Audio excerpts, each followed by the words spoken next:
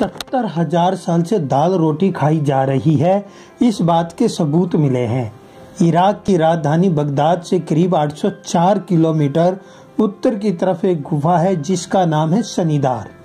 हाल ही में यहाँ पर सबसे पुराना जला हुआ शाकाहारी खाना मिला है।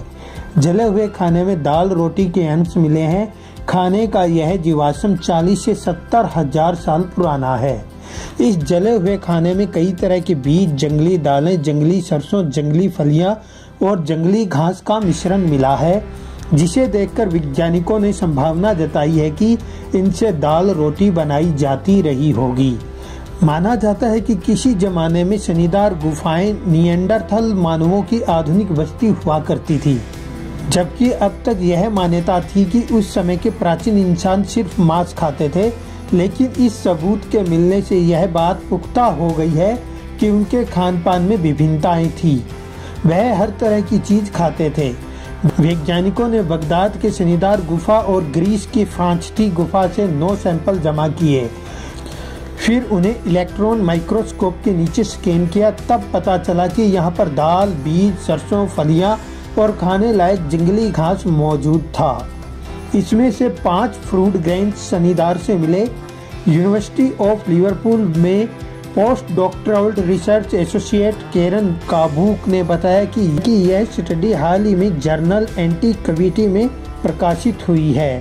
केरन ने बताया कि निएंडरथल मानव कई तरह की दालें आदि खाते थे। हमें ये बात कार्बोनाइट टुकड़ों से पता चली, यानी जले हुए खाने की जांच करने से। ये टुकड़े इतने घने थे जिन्हें देखकर लगता है कि ये काफी गाढ़ी दाल रही होगी। फ्रांचटी में मिले 4 खाने के जले हुए यूरोप में मिला सबसे पुराना शाकाहारी खाना था।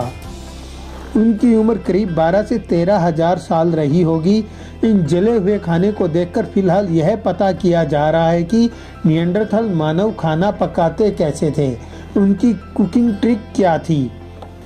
पाषाण काल में तो दालों के इस्तेमाल के काफी सबूत मिले हैं। ये दालों को रगड़कर, तोड़कर, पीसकर या फिर पानी में भिगोकर खाते थे। दालों को तोड़कर या घिसकर बनाए गए खाने को पचाना आसान होता था, साथ ही उसकी पौष्टिकता बची रहती थी। साथ ही खाना पकाने की ट्रिक भी बदल जाती थी। अलग अलग तरह की दालों को अलग अलग स्थिति में पकाना होता था।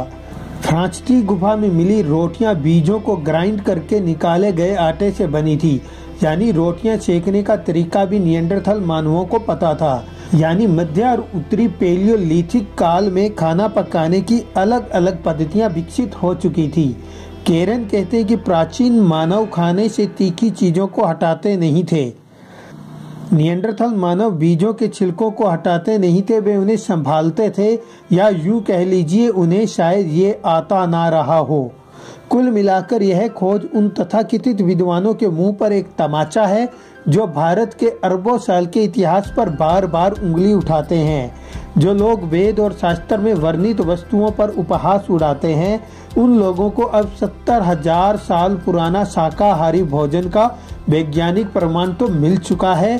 समय आने के साथ साथ जैसे जैसे मानव सभ्यता विकसित होगी, उन्हें भारत के प्राचीन इतिहास में वर्णित सभी वस्तुओं के प्रमाण भी अवश्य मिलने लगेंगे।